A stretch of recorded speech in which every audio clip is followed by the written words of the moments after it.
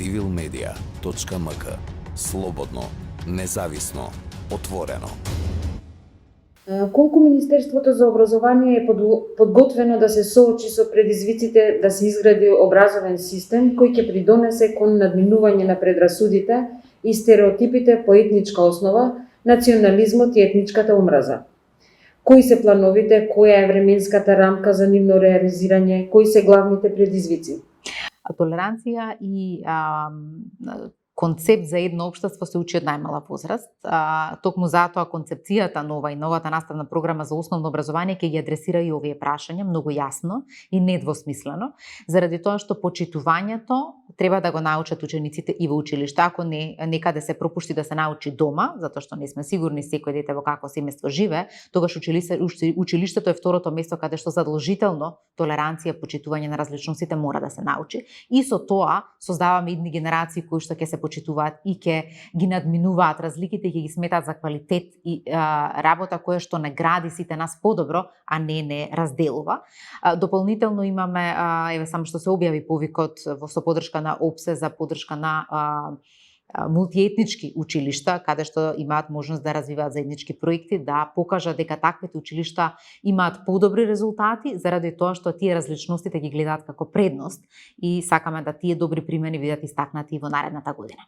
Во минатото имаше такви училишта. Училиштата всушност и ден денеска се во или тројазични, така? Така е. Меѓутоа во одредени општини тоа некако и не функционира како што треба. Дали се работи на тој план?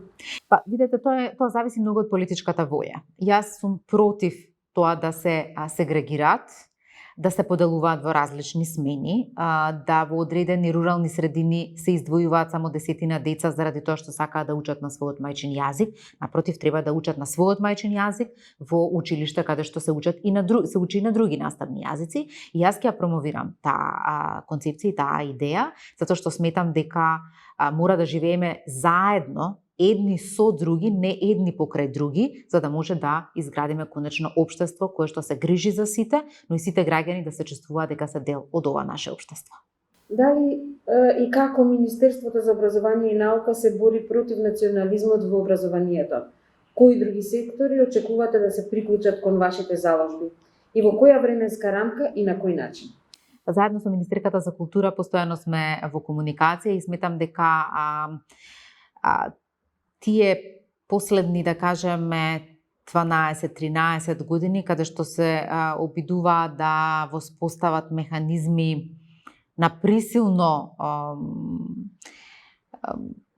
да кажеме, индоктринирање на учениците со одредени содржини за да се зајакне нивната националистичка побуда и став, беа погрешни и создадоа нешто кое што денеска го гледаме, а тоа е поделба помеѓу граѓаните на многу нивоа, не само по етничка основа, се делат по партиска основа, по тоа дали живеат во град или во рурално место, и таа тензија може да се намали само со прикажување на позитивни концепти на тоа дека почитувањето на другата култура, почитувањето и учењето за другата култура или етничка заедница или друга возраст или место на живење може да не направи посилни како држава и дека тоа ни додава вредност, не ни ја одзема вредноста.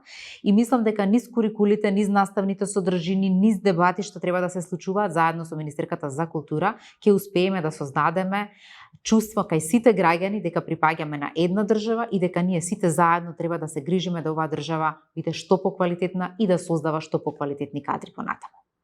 Што ги им порачате на различните засегнати страни во општеството и креаторите на политики и практики во доменот на меѓуетничките односи, како што се медиумите, граѓанското општество, институциите, политичките партии, академијата, како и други чинители во општеството?